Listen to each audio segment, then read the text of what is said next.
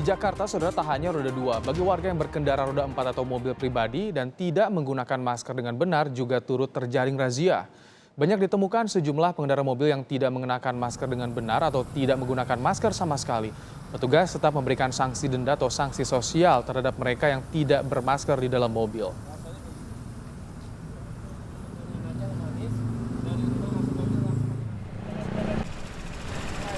Razia masker juga terus digencarkan di sejumlah wilayah di Jakarta, salah satunya di Tanah Abang, Jakarta Pusat. Sejumlah warga terjaring razia karena tidak mengenakan masker dengan benar saat berkendara roda 2. Para pelanggar diberi sanksi sosial berupa menyapu jalan dan mengecat trotoar jalan.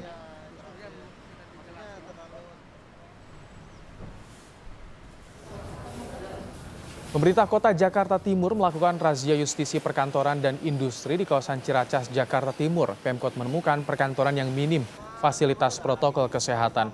Di salah satu kantor industri obat-obatan di kawasan Ciracas, Jakarta Timur, petugas menemukan minimnya sarana protokol kesehatan seperti kurangnya tempat cuci tangan dan alat pengecek suhu tubuh. Razia justisi di kawasan perkantoran akan terus dilakukan selama penerapan PSBB 14 hari. Pelanggaran protokol kesehatan tidak ada, cuman hanya kurang sarana prasarana. Saya minta supaya termogan tambah 4, karena ada 140 pegawai. Apakah setiap hari mereka harus ngantri? Berdekat-dekatan. Yang kedua, wastafel hanya 1, saya minta 4 lagi tambah. Sama laporan progres gugus tugas. Bagaimana pengawasan pelaksanaan protokol kesehatan di perkantoran? Saat ini kami sudah terhubung dengan Kepala Dinas Tenaga Kerja dan Transmigrasi DKI Jakarta, Andrian Syah. Assalamualaikum, selamat sore Pak Andri. Waalaikumsalam warahmatullahi wabarakatuh, selamat sore. Baik, Pak Andri, sudah 4 hari pengetatan PSBB berjalan, sudah berapa kantor yang ditindak Pak Andri? Sampai dengan saat ini kami sudah melakukan pemeriksaan hampir 237 perkantoran atau perusahaan swasta, di mana 23 kantor atau perusahaan swasta kami lakukan penutupan sementara.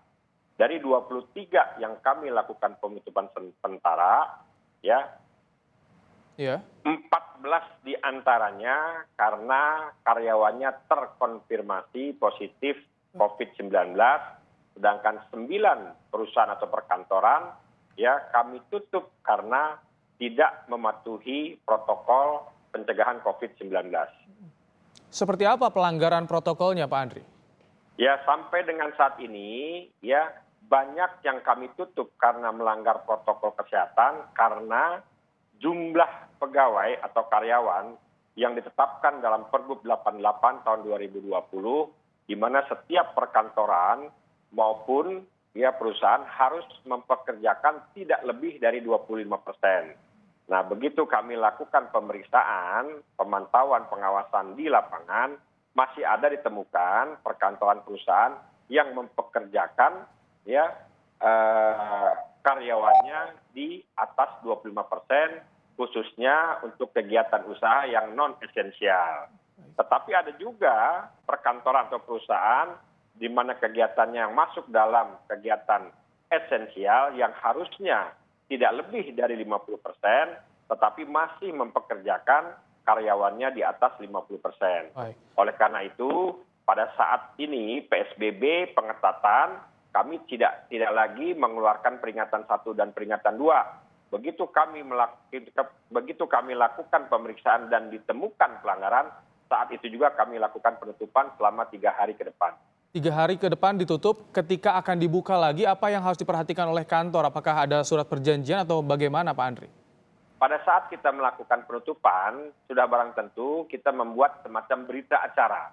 Ya, berita acara di salah satu diktumnya, ya, bahwa pada saat nanti pelaksanaan dibukanya kembali beroperasi, dia harus mentaati protokol kesehatan. Ya, salah satunya sesuai dengan kesalahan yang diperbuat, yaitu dia harus mempekerjakan di bawah 25% untuk yang non-esensial, 50% kegiatan yang usaha yang esensial. Apabila di kemudian hari kami temukan dengan kesalahan yang sama pada perusahaan atau perkantoran tersebut, ya kami akan lakukan penutupan kembali ditambah denda administrasi sebanyak 50 juta. Baik. Perkantoran menjadi klaster yang diawasi oleh pemerintah. Pak Andri, di Jakarta ada berapa perkantoran yang terdaftar yang perlu diawasi?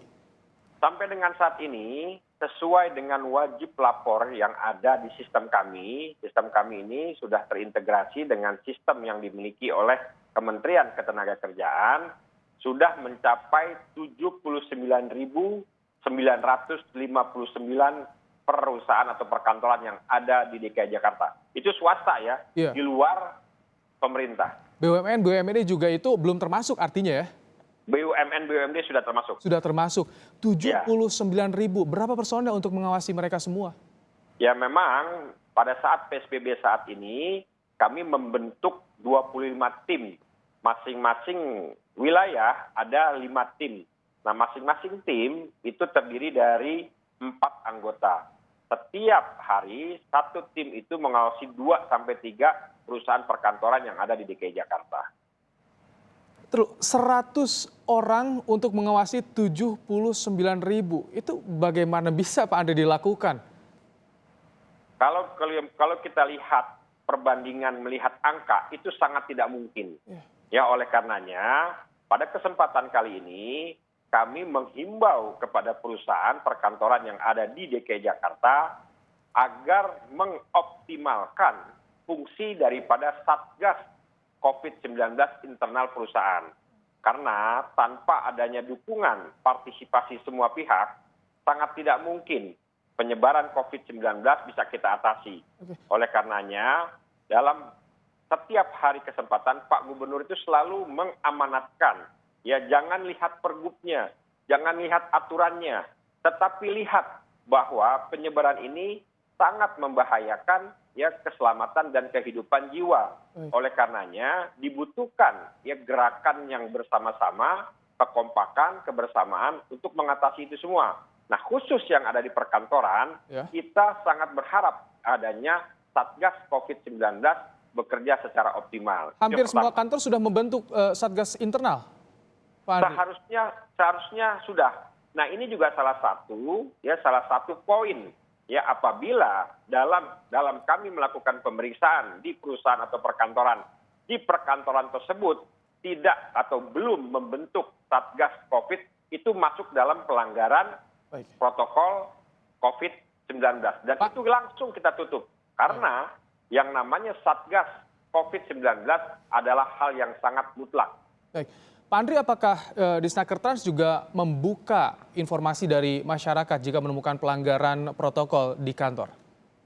Kami sangat membuka seluas-luasnya. Ini juga salah satu bentuk bagaimana agar pemeriksaan pengawasan di perkantoran maupun di perusahaan itu berjalan efektif. Jadi kami membuka kanal seluas-luasnya. Dan jangan takut, karyawan juga boleh melaporkan dan identitas dari karyawan tersebut akan kami rahasiakan. Malah itu jauh lebih efektif.